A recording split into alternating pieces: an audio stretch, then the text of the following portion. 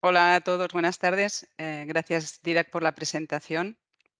Gracias a los que os habéis conectado por dedicarnos vuestro tiempo también. Y sobre todo agradecer a los patrocinadores de los programas de residencia del hospital, ya que gracias a ellos pues, se pueden seguir con estos programas de formación para jóvenes veterinarios tan importantes para el hospital. Voy a pasar a compartir la pantalla.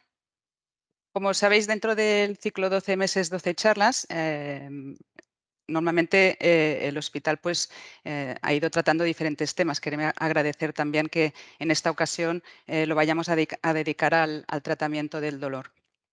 ¿Y qué es lo que vamos a hacer durante esta charla? Pues sabéis que a veces el tratamiento del dolor, sobre todo cuando es severo, puede ser realmente bastante frustrante.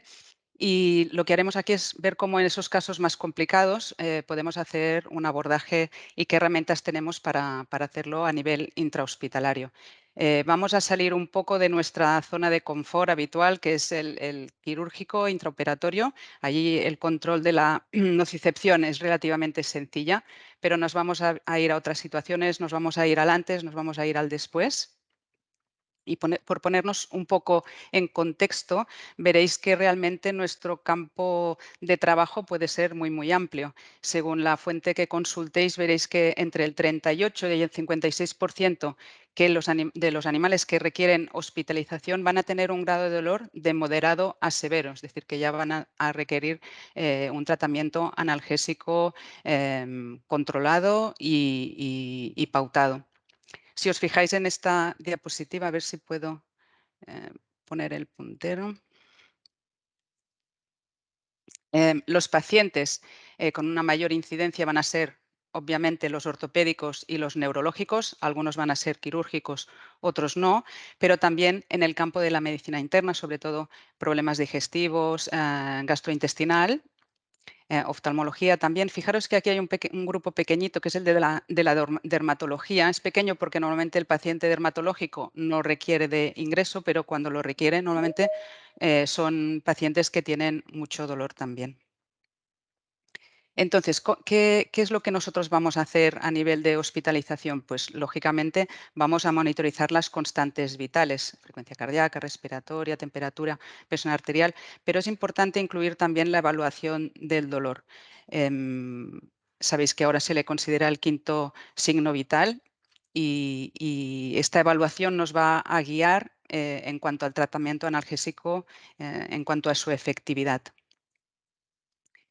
Muy brevemente, porque no es la idea de la charla, ver cómo valoramos el dolor, pero lo que nosotros estamos utilizando son las escalas comportamentales compuestas de Glasgow, la forma abreviada, en la que se tienen en cuenta pues, variables comportamentales e interactivas, en las que nosotros vamos a interactuar también con el paciente y ver cómo él responde, sobre todo también a la palpación de la zona de la incisión. Todo ello lo tendremos en cuenta también, obviamente, junto con las variables fisiológicas.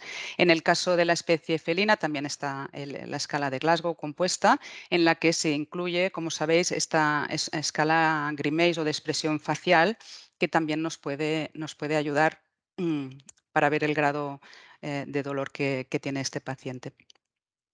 En función de esto, obtenemos un valor.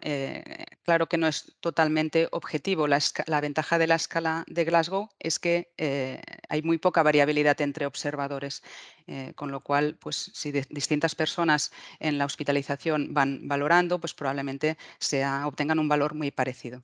¿Y por qué es interesante? Porque nos permite establecer un punto de corte. Es decir, si pasamos de un 5/20, 5/20 es cuando es un paciente que no es ambulatorio, o un 6/24, si sí que es ambulatorio y podemos valorar pues todos los puntos de la escala, pues consideramos que a partir de este valor de 5/20 o de 6/24, el grado de dolor ya pasa a ser ah, mm, ya no es un dolor leve, sino que ya puede ser más que moderado o moderado a severo, y que este animal va a necesitar una analgesia de rescate. Y esta es una manera pues muy útil de ir valorando el efecto analgésico de los tratamientos que vamos administrando.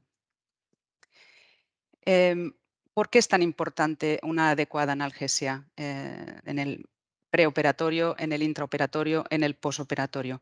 fundamentalmente por una cuestión de bienestar animal, ¿no? De que nuestros pacientes estén lo mejor posible, pero también por una cuestión de reducir la incidencia de complicaciones. Esto es ampliamente conocido que cuanto menos dolor, más rápida va a ser la recuperación, menos complicaciones vamos a tener y, por tanto, el tiempo de alta hospitalaria también va a ser mucho menor, mucho menor. Pero también una cuestión muy importante es, sobre todo, para evitar que se establezca un síndrome de dolor crónico. En el paciente quirúrgico en humana tenemos muchos más datos, por supuesto, en cuanto a la prevalencia del dolor crónico, que parece que está alrededor del 40% cuando se trata de posquirúrgicos, de cirugías que se saben que se relacionan con un dolor severo, como pueda ser una toracotomía, como pueda ser una amputación, como puedan ser las mastectomías. En el caso de veterinaria no tenemos estos datos, pero sí es fácil deducir en qué cirugías probablemente se pueda llegar a establecer este dolor crónico que luego va a ser muy difícil de resolver. ¿Cómo vamos a organizar esta charla? Pues vamos a hablar primero del tratamiento farmacológico a nivel parenteral, porque estamos hablando de una situación intrahospitalaria. ¿Qué opciones tenemos o qué sería, cómo podemos aplicar un tratamiento intervencionista? Todo esto lo vamos a ir guiando con casos clínicos, tanto de pacientes no quirúrgicos como de pacientes quirúrgicos, y al final me gustaría haceros una pequeña introducción a lo que hoy se denominan los electrocéuticos. Como sabéis, a la hora de aplicar un tratamiento analgésico, lo lógico sería seguir la escala analgésica de la OMS, conocida, que se aplica en 4 escalones para el tratamiento del dolor crónico oncológico, pero que también se aplica en el tratamiento agudo severo. Em, ¿Cuál sería el primer escalón? Pues fármacos analgésicos no opioides, como puedan ser el metamizol, los antiinflamatorios no esteroideos, el paracetamol, más o menos coanalgésicos, que luego hablaremos exactamente qué significa un coanalgésico, porque a veces se habla de coanalgésicos, de coadyuvantes, luego lo veremos en más detalle. Si pasáramos a, este sería el dolor leve, si pasamos un peldaño más, ya vamos a añadir un opioide débil, junto con el no opioide, más o menos no opioide si es necesario, o más o menos coanalgésicos. En este grupo, como opioide débil, cabría destacar el tramadol. Pero si ya nos vamos al tercer escalón, aquí ya se incluyen los opioides fuertes, más o menos no opioides, más o menos coanalgésicos, y aún tendríamos un cuarto escalón que sería el del intervencionismo.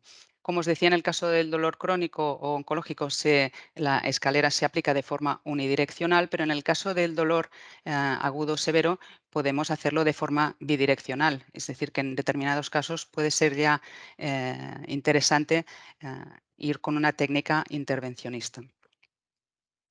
¿A qué nos referimos con el intervencionismo? Pues el intervencionismo se refiere a aquellas técnicas en las que vamos a localizar, normalmente guiado por técnicas por imagen, vamos a localizar y tratar la inervación que corresponde a la zona dolorosa. Es decir, que si le duele la cara dorso lateral caudal de un tarso, no es necesario ir a hacer un tratamiento epidural, sino que sencillamente buscando la inervación, el nervio que corresponde a esa zona dolorosa, nosotros podemos tratarla normalmente de forma farmacológica. En este caso, por ejemplo, pues se trataría de un nervio ciático. Si quisiéramos la cara medial de la rodilla hasta el primer dedo, estaríamos hablando del nervio femoral o safeno. ¿Qué podemos intervenir? ¿Qué estructuras? Pues normalmente trabajaremos sobre nervios periféricos o sobre plexos nerviosos, pero también nos podemos ir, como aquí, a un plano interfacial o podemos hacer tratamientos espinales o epidurales. ¿Cómo vamos a realizar esto? Pues tenemos varias maneras. La forma ideal es guiado por ecografía. Sabéis que el ecógrafo hoy en día ya es una herramienta fundamental para cualquier anestesista o persona que quiera trabajar en temas de dolor. Desde este primer paso hasta el último, también es cierto que la curva de aprendizaje es mucho mayor, pero veréis que son técnicas que realmente vale la pena aprender a realizar. La primera y más sencilla, sin una técnica de imagen, sería localizar el nervio, el plexo nervioso, mediante un neuroestimulador que nos va a proporcionar una respuesta motora correspondiente a esa inervación y nos puede más o menos, veréis después que no es tan exacto como la técnica ecoguiada, localizar ese nervio o ese plexo nervioso. En el caso de la ecografía vamos a visualizar exactamente el plexo, el plano interfacial, el nervio, incluso el espacio epidural. Y en caso que sean estructuras o nervios más difíciles de visualizar, nos podemos ayudar también del neuroestimulador, es decir, hacer una técnica combinada de ecografía, técnicas guiadas por ecografía combinada con neuroestimulación. Y ya en el último paso sería ya con técnicas fluoroscópicas, por ejemplo, si nosotros quisiéramos avanzar un catéter epidural a nivel más craneal, quisiéramos llegar a nivel torácico, pues lo ideal sería hacerlo guiado por fluoroscopia. Una vez tengamos localizado este nervio, como os decía, por ejemplo, en este caso que se trataría del nervio ciático, lo que queremos es bañarlo de la solución analgésica. ¿Qué analgésicos utilizamos normalmente? Pues utilizaremos anestésicos locales y como coadyuvantes se pueden utilizar corticoides. Esto lo vamos a hacer sobre todo en tratamiento de dolor crónico, no exclusivo, pero fundamentalmente para prolongar el efecto analgésico inicial del anestésico local. Veréis que los anestésicos locales los podemos utilizar a diferentes concentraciones. Si es un animal que va a entrar en cirugía y es un preoperatorio, utilizaremos concentraciones más elevadas para bloquear completamente el estímulo nociceptivo, pero que veréis que en el tratamiento del dolor posoperatorio, en el dolor crónico, dolor oncológico, podemos utilizar concentraciones mucho más bajas, de manera que si estamos analgesiando un nervio que tiene función sensitiva y motora, no perdamos esa función motora. Y esto, pues como veis, podemos hacerlo ecoguiado o combinado con neuroestimulación. Esto es lo que se llamarían los bloqueos reversibles. Luego tendríamos otros que son los que se llaman bloqueos temporalmente irreversibles. ¿Cómo se puede hacer esto? Esto sí se aplica ya más a tratamientos paliativos porque el efecto es mucho más prolongado, es lo que se llaman las neurolisis químicas. Lo que bañaríamos aquí es una solución de alcohol o de fenol que lo que hará es degenerar las fibras nerviosas. Es muy difícil que se degeneren todas, pero bueno, se podrá aplicar sobre todo en nervios que sean fundamentalmente sensitivos, aunque veremos también que hay alguna excepción. Y por último, aunque no tan aplicable en nuestro campo, o no por lo menos de momento en nuestras clínicas, sería hacer una neurólisis física por radiofrecuencia. Es una técnica de ablación térmica y esta sí que el efecto es mucho más prolongado en el tiempo, puede llegar a durar 12 meses. Últimamente seguro habréis oído hablar de esta técnica porque Rafa Nadal ha salido en todos los periódicos y por el dolor que tenía en el pie, pues esta neurólisis es la que le ha permitido seguir jugando y ganando. Vamos a empezar con el tratamiento farmacológico. No, tranquilos que no os voy a dar ninguna charla de farmacocinética y farmacodinámica de los opioides. Solo lo que quería comentaros aquí es que nosotros nos vamos a basar casi siempre en planes de analgesia multimodal. Es que no lo vamos a dar todo a una carta al opioide por varias razones. Primero, porque tiene muchos efectos adversos y también porque en ocasiones, aunque sean muy potentes, no van a ser efectivos en determinados casos. ¿Cuándo vamos a decidir unos, cuándo vamos a decir otros? Pues va a depender de si se trata de un dolor visceral o si hay dolor somático o están los dos. Si hay un componente, no sé, imaginaros que es una cirugía, una neoplasia o un posoperatorio de una neoplasia, si hay un componente de dolor crónico, si hay un componente neuropático. Y luego, si tenemos patologías asociadas, que en los casos pues, como estos que comentábamos de gastrointestinal, medicina interna, pancreatitis, van a tener patologías asociadas, cambios en las analíticas, en la función renal, hepática, y eso nos puede hacer decidir un fármaco u otro. Ahora lo veremos con algún ejemplo. Comentarios importantes respecto a los opioides, pues normalmente los más utilizados pueden ser la morfina y la metadona. La metadona va a tener una serie de ventajas respecto a la morfina, que es que actúa, como sabéis, como antagonista también en MDA y es mucho más efectivo cuando hay dolor somático que la morfina, por ejemplo. La morfina en estos casos no va a ser tan efectiva. Otros que utilizamos menos, pero que tienen su utilidad, como la meperidina o petidina, que seguro conocéis, tiene ciertas desventajas, que es que dura poco tiempo, se debería administrar prácticamente cada 3 horas, pero tiene un efecto muy bueno para dolor visceral, un efecto espasmolítico y no nos disminuye tanto, el mecanismo de acción es discutible, pero no disminuye tanto la frecuencia cardíaca como pueden ser los otros opioides agonistas puros. Como sabéis, también contamos con el fentanilo para hacer las infusiones continuas. El caso del remifentanilo también para infusión continua, para mí tiene muchas ventajas, ahora lo veremos también. Y veréis que también se incluye en el grupo de opioides fuertes, en el tercer escalón, la buprenorfina. La buprenorfina sabemos que es un agonista parcial, muy potente, ¿cierto? Pero en términos de efectividad menor que los otros opioides agonistas puros. ¿Va a tener sus ventajas? Pues tiene ventajas como la pauta de administración, que puede ser cada 8 horas, que seguramente no los va a dejar tan deprimidos, que van a recuperar antes la función gastrointestinal, así que ahí tiene su sitio también. Los no opioides ya hemos comentado cuáles son, no vamos a entrar en detalle.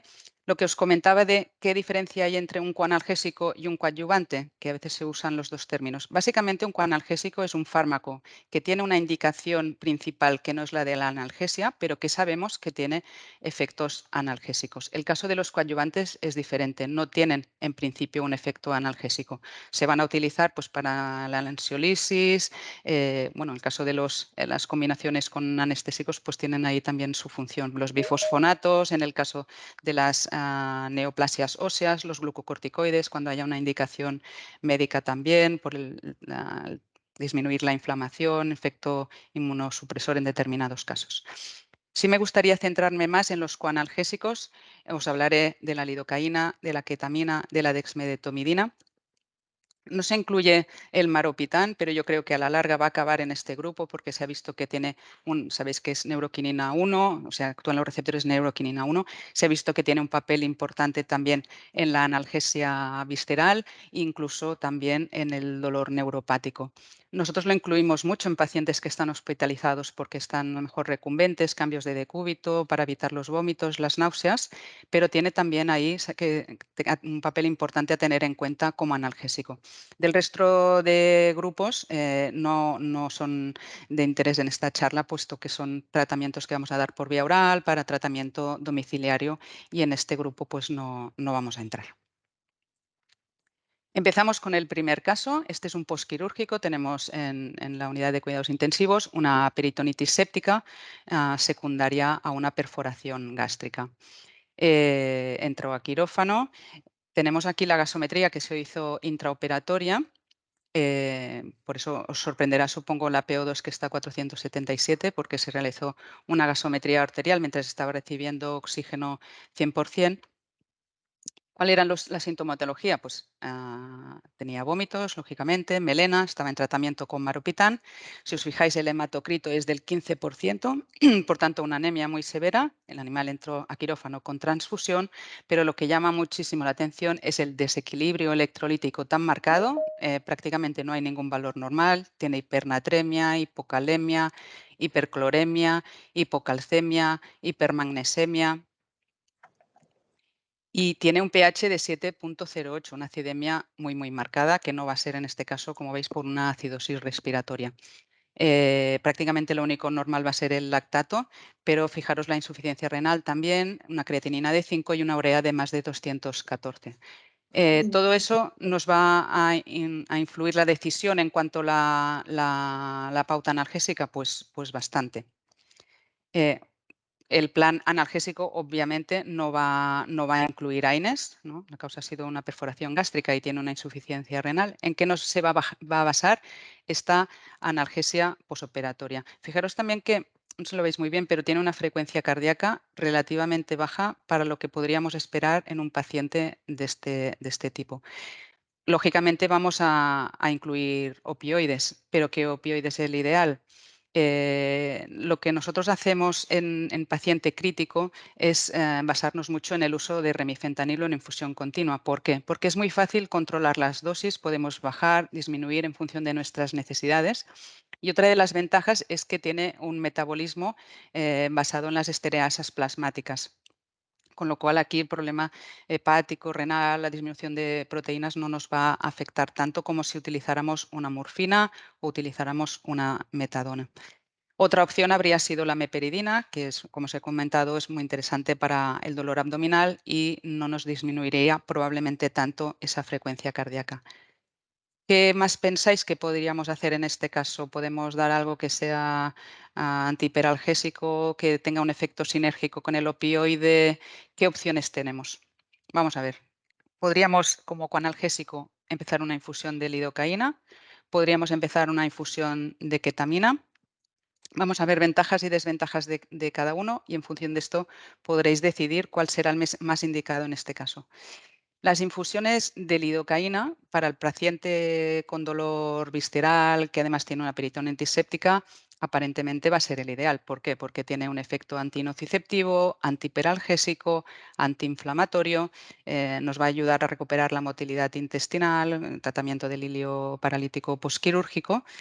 ¿Y cómo funciona la lidocaína por vía sistémica? Pues cuando nosotros administramos por vía sistémica, las concentraciones en sangre que conseguimos son muy bajas, van aumentando y en función de este aumento en la concentración va a ir actuando en diferentes receptores. El receptor de canales de sodio 1.8 es uno de los involucrados, lógicamente, en este efecto de anestésico local cuando lo ponemos perineural, epidural, etcétera.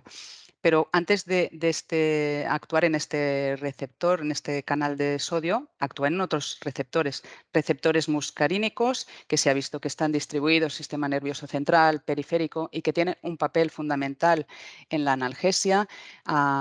El siguiente receptor en el que actuaríamos sería en el NMDA, receptores purinérgicos, etcétera. Y lo más relevante es que la concentración que nosotros necesitamos para bloquear la respuesta en un nervio que tiene una afectación o que está dañado es una concentración mucho menor que la de un nervio que tiene una conducción normal. Es lo que se llama este frequency dependent block. Es decir, que bloquea la actividad ectópica en nervios dañados y necesitamos una menor concentración en sangre para que se produzca el bloqueo de este canal en estos nervios. Por tanto, a estas concentraciones que nosotros conseguimos en una administración sistémica no va a afectar la conducción de los nervios sanos. Otra ventaja es que una vez finalizada su administración, se está utilizando también para el dolor crónico en unidades del dolor de humana, es que hay un efecto prolongado al final de su administración. Pero una vez dicho esto, ¿qué sabemos en veterinaria o en pequeños animales? También en caballos sabemos que esto es así, que la lidocaína nos va a bajar la concentración alveolar mínima durante la anestesia de los anestésicos inhalatorios. Pero ¿qué sabemos del dolor posoperatorio? Realmente, ¿cuántas horas, cómo, de qué manera, para qué casos?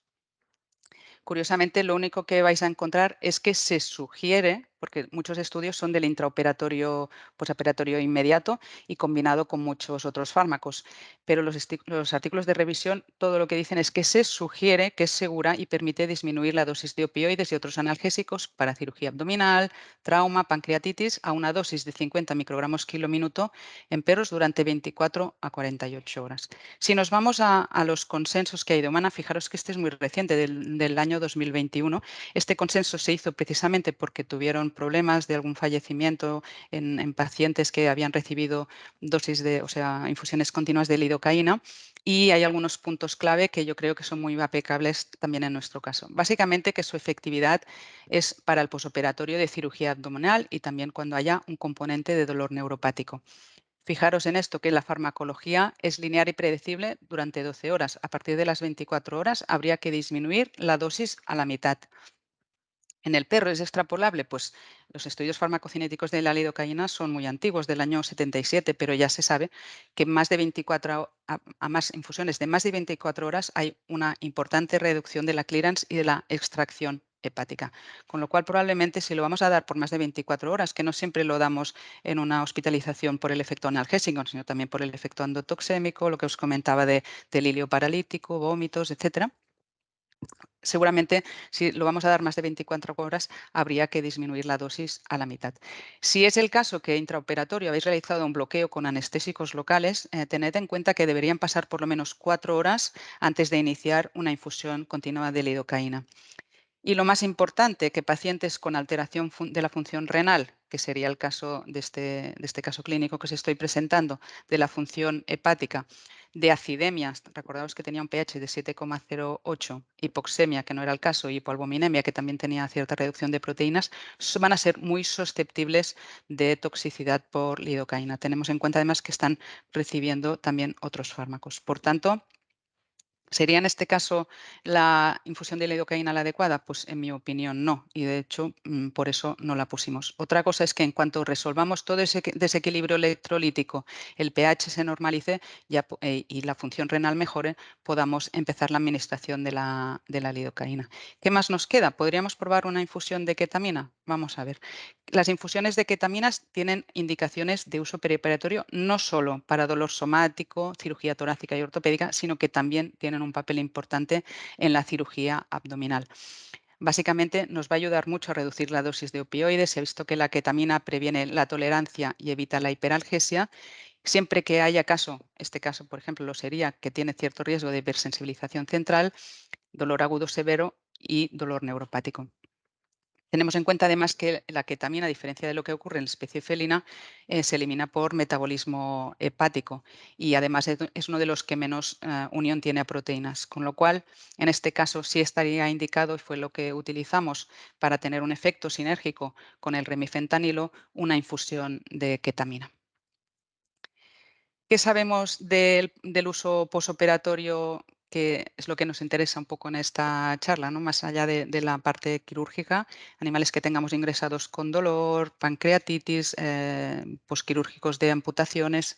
Si os fijáis, los estudios que hay son dolor tipo ortopédico, somático, ¿no? Mastectomías, amputaciones. Lo máximo que vais a encontrar es que hay un uso de 18 horas posoperatorio o en el caso de las mastectomías de 6 horas posoperatorio, pero en cualquier caso, a estas dosis que veis aquí, fue suficiente para tener mejor analgesia, mejor confort, menos tiempo de alta hospitalaria respecto a los que no se les había administrado ketamina. Y lo que se ha visto también es que el efecto excede el tiempo de acción esperado una vez terminamos esta infusión.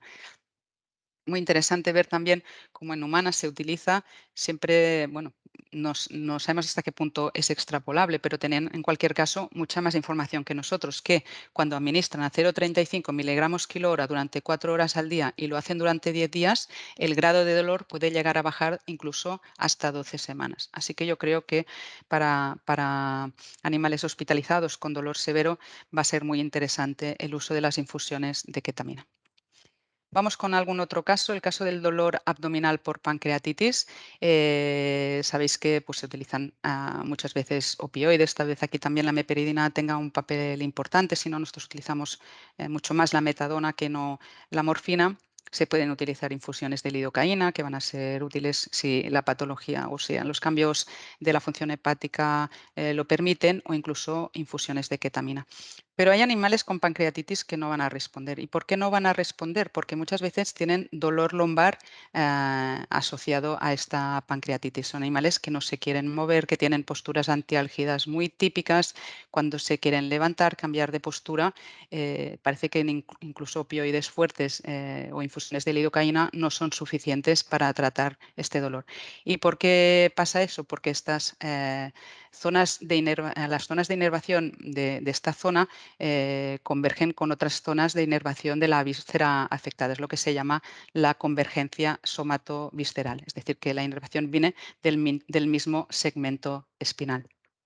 Con lo cual, ¿qué es lo que estamos teniendo? Un dolor miofascial en esta zona.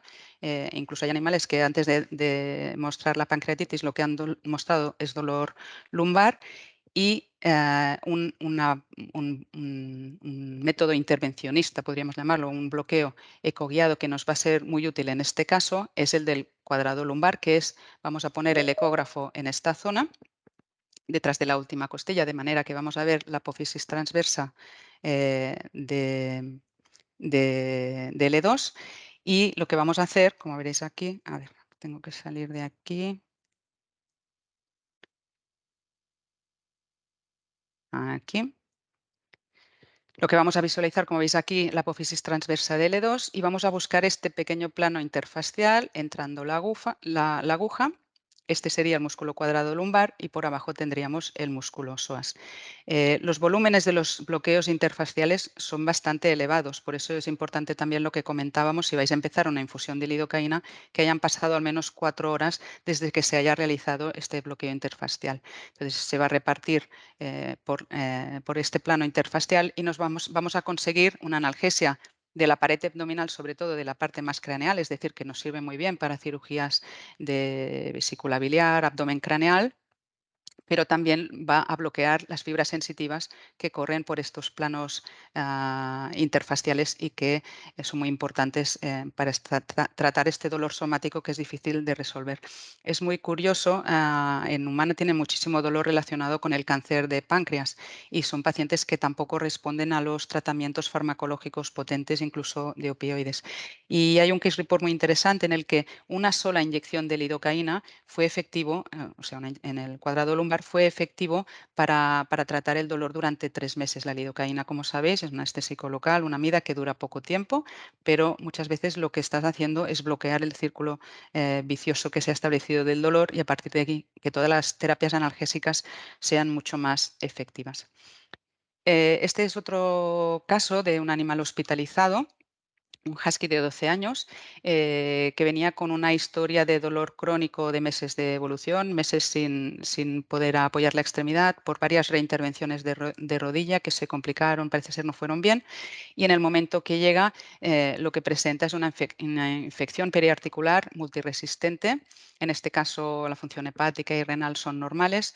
El animal presenta un dolor muy severo, no tolera que lo toquen, no tolera la palpación. Bueno, tiene un carácter husky también, pero hay animales de cierta edad, ¿no? Este tenía 12 años, que cuando tienen un dolor tan severo se quedan recumbentes, ya no quieren levantarse.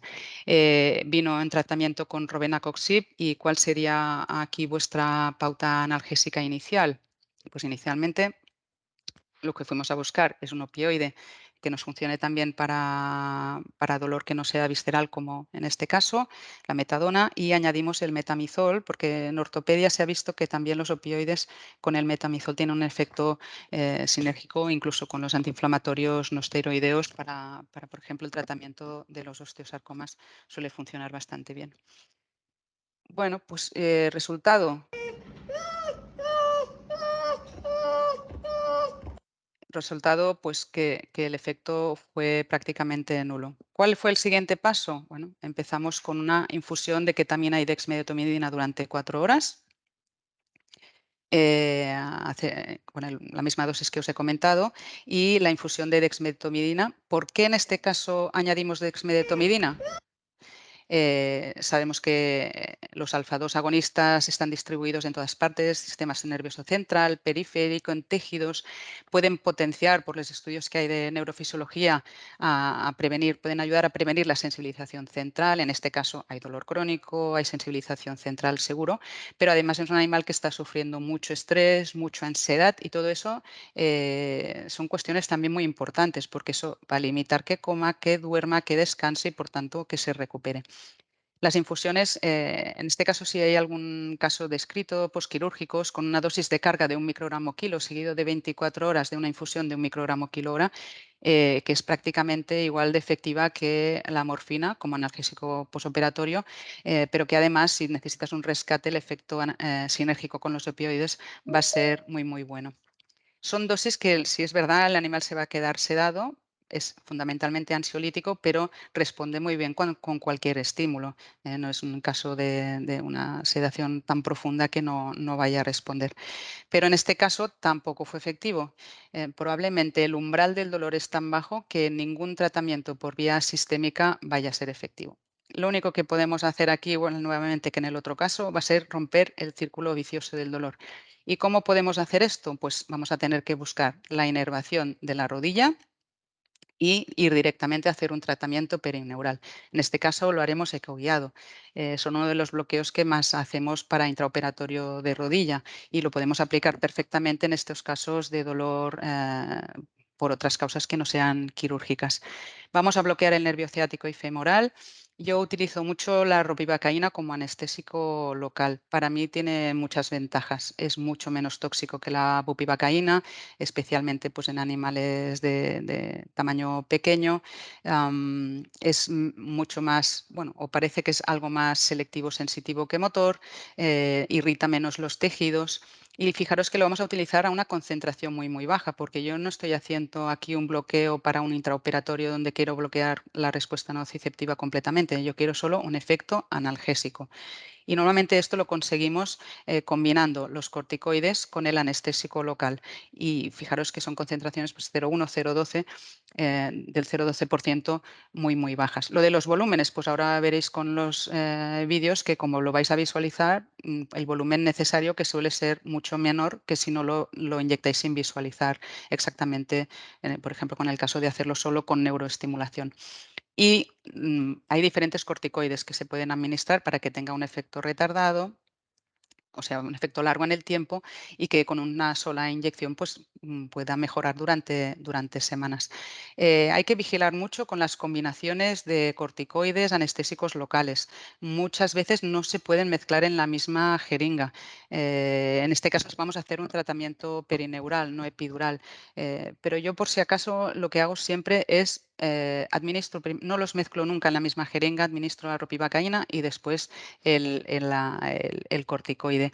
Incluso en el caso de la ropivacaína y la dexametasona se ha visto que cristaliza, entonces eso puede dañar el nervio. Entonces, antes de utilizarlo, fijaros bien qué tipo de corticoide es que sea aceptado para este uso y que no tenga ningún efecto adverso. Así que todas estas cosas siempre con mucho cuidado. Veréis que en bibliografía en veterinaria no hay mucha, pero de humana podéis sacar muchísima, muchísima información extrapolable.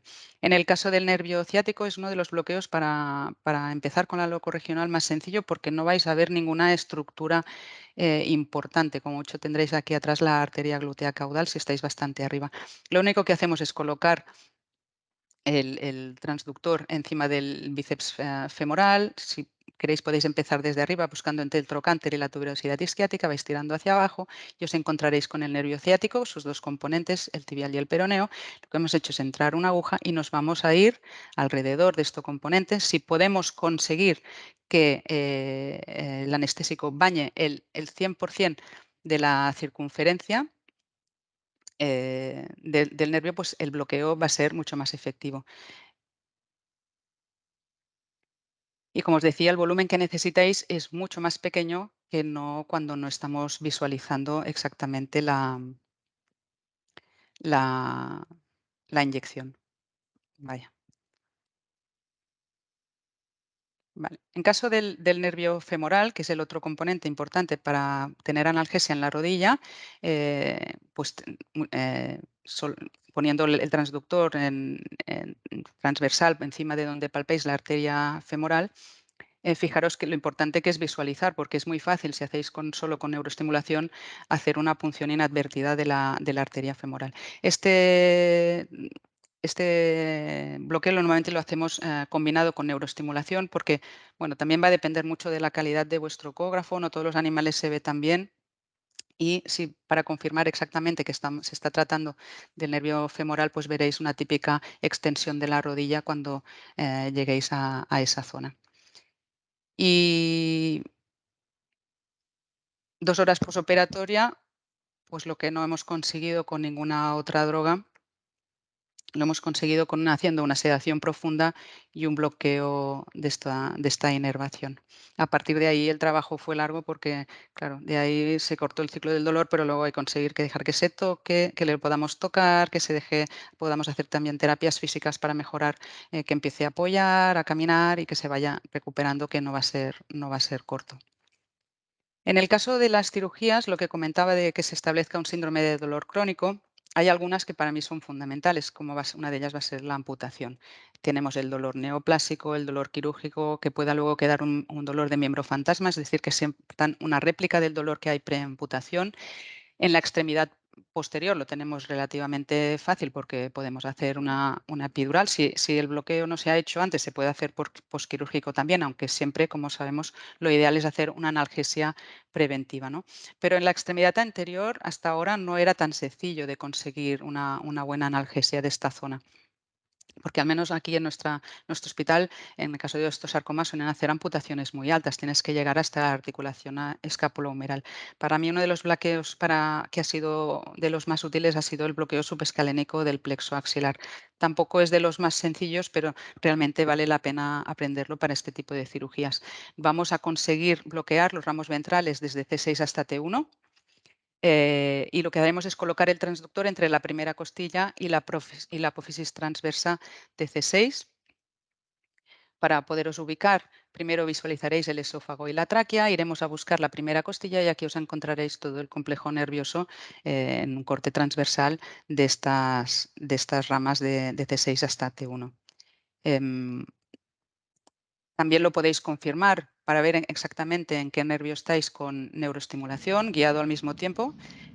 Aquí vemos una contracción del tríceps que vendría por un ramo de C8 y del nervio radial. Y la visualización es un bloqueo que también puede tener ciertas complicaciones, con lo cual es muy importante que podáis visualizar muy bien la aguja. ¿Por qué? Porque hay a ver si lo puedo marcar aquí. Hay dos fascias importantes. Una es la fascia dorsal del cuello y otra es la fascia prevertebral. Es importante atravesar la primera fascia, pero nunca atravesar la segunda. ¿Por qué? Porque por ahí va a pasar también un tronco vago simpático que si el anestésico local llega hasta ahí, que puede pasar incluso, aunque no atraveséis la fascia, pero son animales que luego se pueden quedar durante bastantes horas con un síndrome de Horner. Lo lógico sería pensar que el síndrome de Horner va a desaparecer cuando desaparezca el efecto de la ropivacaína, que van a ser 6 horas, pero se conocen casos de hasta 24 o más horas de clínica de Horner. Por lo tanto, son bloqueos que tienen pues un poco más de riesgo de tener complicaciones, por eso es muy importante siempre visualizar la aguja. Esta fue una amputación de este subescalénico que tenía esta neoplasia, un osteosarcoma. Fijaros la expresión facial, es cierto que la expresión facial puede no ser solo por dolor, sino que el estrés también lo produce, pero bueno, en el posquirúrgico también podría tener estrés y estos son solo una hora después de la cirugía. Em, en este caso no hemos necesitado ningún rescate analgésico, no ha necesitado sedación y una hora después de la cirugía Yeah. conseguimos una analgesia para una amputación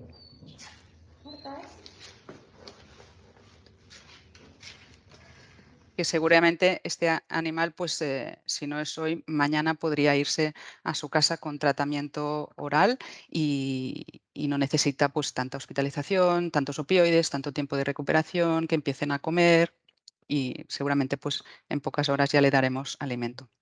Así que lo que conseguimos con este tipo de bloqueos, pues nuevamente no lo vais a conseguir con ninguna otra droga. Solo un par de cirugías más que a mí el hecho de hacer la analgesia perineural antes de la cirugía es fundamental. Una será la ablación del conducto auditivo. No tiene nada que ver la recuperación y la analgesia que vais a hacer posoperatoria si habéis hecho un bloqueo del aurículo temporal o no lo habéis hecho. En este caso hay bloqueos que no están tan descritos o es mucho más difícil ver el nervio ecográficamente. Aquí lo que lo haremos es con neuroestimulación. Vamos a buscar la respuesta motora del nervio auricular caudal, que es el motor que viaja junto con el aurículo temporal, que es el sensitivo. Vamos a buscar esta respuesta del pabellón auricular, que no haya respuesta ni mandibular ni auriculopalpebral, si no luego se van a quedar sin poder parpadear también lo que dure el efecto del anestésico local.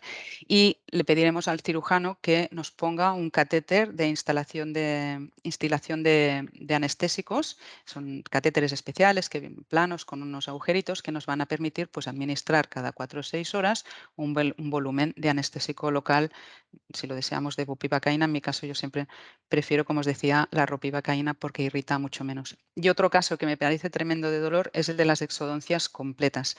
Lo mismo, hay que hacer bloqueos maxilar, mandibular, Claro, si son 4 bloqueos, hay que vigilar mucho con los volúmenes totales, especialmente esto se realiza en gatos. Estamos hablando de volúmenes pequeños de 0,15 mililitros, máximo 0,2 por punto, y normalmente pues también suelen ser, por lo menos en mandíbula, anestésicos de corta duración, porque sí que puede haber cierto bloqueo del glosofaringeo.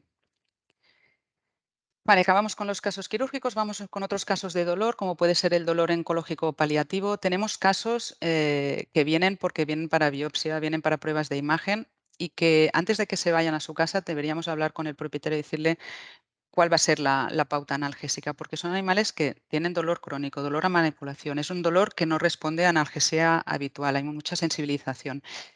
Y no siempre los propietarios van a querer amputar, ya sea porque pues, no consideran que sea lo oportuno, porque el animal tiene metástasis pulmonares o en otros órganos, y lo que quieren es puramente un tratamiento paliativo. Pues en este caso también podemos, con sedación profunda, hacer una anestesia epidural lumbosacra, como comentábamos antes. Yo lo que más utilizo, ropivacaína, prefiero la metilprednisolona para tratamiento epidural, y si es epidural casi siempre pues siempre solemos poner morfina. Lo mismo, siempre que sean fármacos que se pueden utilizar por vía epidural, que no tienen excipientes, que no tienen propilenglicol, que no tienen bencilalcohol.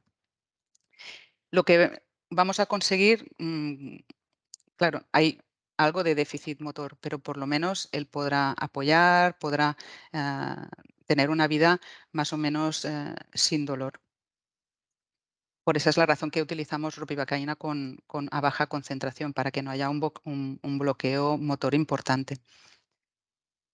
Hay otros casos en los que a lo mejor nos podemos plantear hacer una neurolisis, es decir, lo que vamos a infiltrar va a ser una sustancia química, normalmente un alcohol o un fenol, que lo que van a hacer es degenerar ese nervio. Lo ideal sería hacerlo únicamente, pues sabéis, el femoral, luego en su ramo más distal es el safeno, que es solo sensitivo, pues hacer una neurolisis de este nervio, que no va a afectar la función motora, pero casi siempre en el caso de las neoplasias es difícil que esté en una zona tan localizada. En este caso nos podemos ir a buscar hacer un rum distal, bloqueando el nervio radial, el mediano y el cubital. Ese bloqueo más distal posible que da más limitado bloqueo motor. Y es un tratamiento que se puede sugerir como paliativo si no hay manera de controlar el dolor. También es cierto que debe avisarse a los propietarios de que, ya sea por la fractura o ya sea porque hemos hecho una neurolisis, va a haber cierto riesgo de fractura, pero esto va a ocurrir más o menos pronto. Entonces, lo que únicamente estamos intentando hacer es hacer un tratamiento paliativo y que no sienta nada de dolor. Ahí la diferencia con humana es grande en cuanto al tratamiento paliativo, porque a una persona es fácil estar más tiempo sentada, que no apoye, pero la calidad de vida en los animales es que puedan llevar una vida más o menos normal. Y por último, como os decía, os quería hablar un poco de los electrocéuticos. ¿Qué son los electrocéuticos? Pues es cuando aplicamos estímulos eléctricos que afecten y modifiquen determinadas funciones del organismo. En el 2013 salió como un comentario, una editorial en el Nature, que hablaba del uso de los electrocéuticos. Y es el uso de impulsos eléctricos para tratamiento médico. Y auguraban un futuro en que los médicos lo que recetarían serían electrocéuticos y no productos farmacéuticos. Y animando a la industria, a la hacer colaborativamente muchos estudios con bioingenieros, con médicos, con diferentes especialidades para el desarrollo de estos dispositivos. En muchos casos van a ser dispositivos implantables, otras veces no. Ya, pues fijaros, esto fue en 2013, 2017 ya sale publicado un libro en que habla de las aplicaciones de los electrocéuticos, y lógicamente va a tener su aplicación en el dolor y la inflamación. Hay desarrollado dispositivos para tratar neuropatías periféricas diabéticas, IBD, artritis reumatoide. Normalmente van a ser dispositivos complejos. Lo curioso es que muchas veces, por ejemplo, en el caso de la artritis reumatoide, o incluso hay casos que tratan epilepsias, no sé con qué éxito, sinceramente, pero con tratamiento del nervio vago, pues pueden tratar o se sugiere pueden tratar las epilepsias. Pero este tratamiento del nervio vago también se recomienda para la artritis reumatoide. ¿Qué es lo que se está haciendo con esto? Se está haciendo una terapia neuromoduladora. Lo que sugiere en esa editorial que os comentaba es que hay que buscar cuáles son los circuitos, cuáles son los mapas, cómo actuar sobre un nervio puede actuar sobre determinado órgano, es decir, buscar la interacción nervio-órgano. En el fondo, lo que estamos haciendo es una terapia neuromoduladora. Este no es un dispositivo complicado, pero es una revisión en la que se trata a través de estimulación del nervio tibial para tratamiento de disfunción de la vejiga de la orina, como vaciado, que se llaman vejigas neurogénicas o incontinencias urinarias de determinados tipos. Y se ha visto que la estimulación del nervio tibial puede ser útil. Aunque esto no es un tema concretamente de dolor, pero solo os lo quería enseñar porque vierais las semejanzas que tiene con esta foto, que lo que estáis viendo aquí son meridianos que están descritos en la medicina tradicional china y tratados de acupuntura. Sabéis que muchos anestesistas y muchos médicos también, delante de la frustración que supone muchas veces el tratamiento del dolor, se han buscado otras terapias que nos puedan ayudar. Y esto está descrito, pues claro, los tratados de acupuntura, medicina tradicional, estamos hablando de siglos antes. Si os fijáis este punto, que es exactamente el punto aquí que describen como para la estimulación del nervio tibial, pues coincide con un meridiano que es el meridiano de Bazo, y concretamente este punto es el 6 de Bazo. Así que podemos hablar de electroacupuntura, podemos hablar de neuromodulación, pero lo que estamos hablando es que estamos actuando sobre una zona, para nosotros, nervioso que determina determinadas funciones. Si lo queremos explicar en términos de canales y meridianos, no lo vamos a entender. La medicina tradicional china, allí es una carrera, son 5 años, y cuando queremos llevarlo al mundo occidental, pues es difícil de convertirlo, pero fijaros que va a ser muy parecido. No solo es este ejemplo, el nervio mediano, que sirve para el tratamiento de hipertensión y arritmias, que coincide con el 6 de pericardio, en fin, diferentes abordajes. Que se llevara de Oriente a Occidente una medicina tan diferente de la nuestra, a veces en algunos países fue una cosa anecdótica. Sabéis que en Estados Unidos está mucho más implantado, a lo mejor que en determinados países de Europa, pero eh, es curioso ver que fue en el año 71 cuando el secretario de la Presidencia de Estados Unidos tuvo que viajar a la China para preparar una visita del presidente Nixon, y allí tuvo una apendicitis y tuvo que ser operado de urgencia.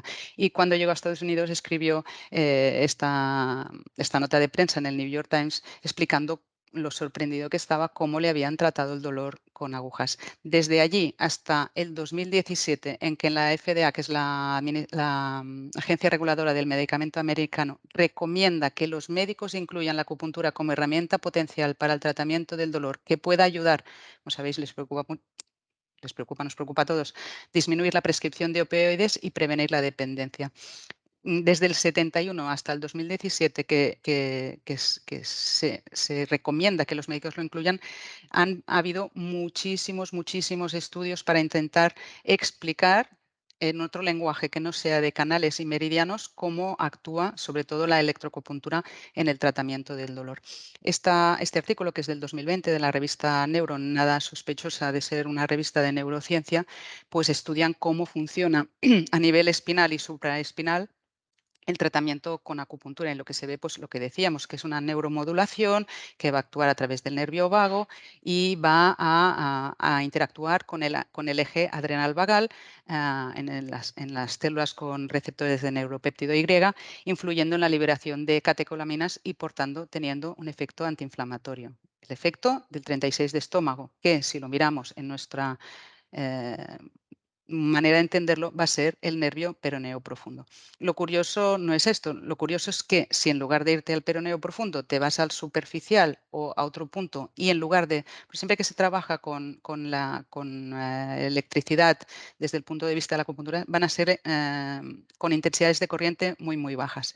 Si en lugar de poner 0,5 miliamperios aquí, ponemos 3 miliamperios en otro sitio, el efecto va a ser justo lo contrario, va a tener un efecto la mayor parte de las veces proinflamatorio.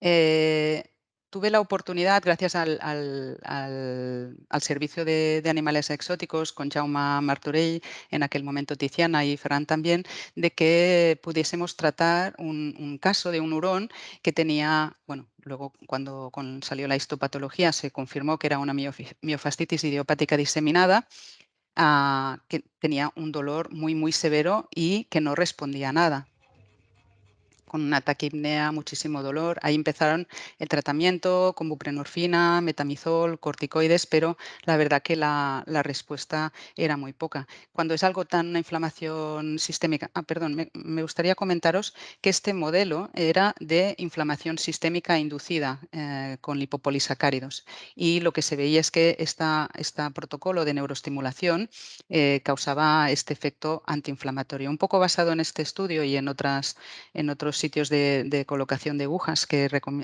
según la formación que tenemos en medicina tradicional china, pues nos propusimos intentar aplicar otras terapias no farmacológicas en el tratamiento de este caso. Yo la verdad que tenía en esta especie muy poca experiencia, pero dada la situación, pues decidimos que sería ideal intentarlo. Esto, el primer día hicimos solo agujas, el segundo con electro, en este protocolo de este estudio que os comentaba, y aquí no le hemos administrado ningún sedante, ningún anestésico. Era una relajación total cuando le poníamos la corriente, como os he dicho, a muy baja intensidad. Cuando acabamos, sorprendentemente, tengo que decir que yo fui la primera sorprendida, se puso de pie y el efecto duró muy poco, eso es cierto, pero eso suele ocurrir así. El efecto es progresivo y con varias sesiones. El caso es que el tercer día, después de la segunda de electroacupuntura, pues se puso de pie, caminó, y fue realmente ver que las terapias físicas basadas en la corriente eléctrica aplicada correctamente pueden tener un efecto que no vamos a conseguir con ningún otro fármaco, o que probablemente lo que estamos teniendo es un efecto sinérgico. Como os he dicho, los efectos son neuromoduladores a nivel de médula espinal, a nivel supraespinal, pero también se ha visto o se ha estudiado, fijaros qué reciente es esto, cómo actúa a nivel periférico y por qué se produce este efecto antiperalgésico. Se han recogido 29 estudios preclínicos, es cierto, todos en roedores, pero se han visto que están involucrados 10 tipos de receptores periféricos y, a ver, 10 tipos de receptores periféricos y 8 tipos de neuromediadores. Lo más curioso es ver cómo la expresión de los receptores y los mediadores en el sitio donde imaginaros que estaría un poco más aquí, el 36 de estómago, son diferentes de la expresión de receptores y neurotransmisores que hay en el sitio de la hiperalgesia, y que fundamentalmente vamos a estar trabajando en el sistema opioide endógeno y el sistema endocannabinoide. El sistema endocannabinoide tiene una expresión en el organismo que es 10 veces mayor que la del sistema opioide, y la anandamida es su neurotransmisor principal. Así que básicamente lo que se dice ahora, que lo que se está haciendo es un bloqueo por acupuntura, y, bueno, no es nada despreciable. En resumen, ¿qué es lo que os quería, los 4 puntos clave? Sabemos que el control del dolor severo no es fácil, que nos vamos a tener que ayudar de muchos o fármacos que actúen en diferentes niveles para poder hacer planes de analgesia multimodal, que ya para nosotros en el tratamiento del dolor es imprescindible y fundamental incluir técnicas especialmente ecoguiadas, y que los tratamientos no farmacológicos son una herramienta a tener en cuenta y que no es nada despreciable su efecto. Y esto es todo lo que os quería contar.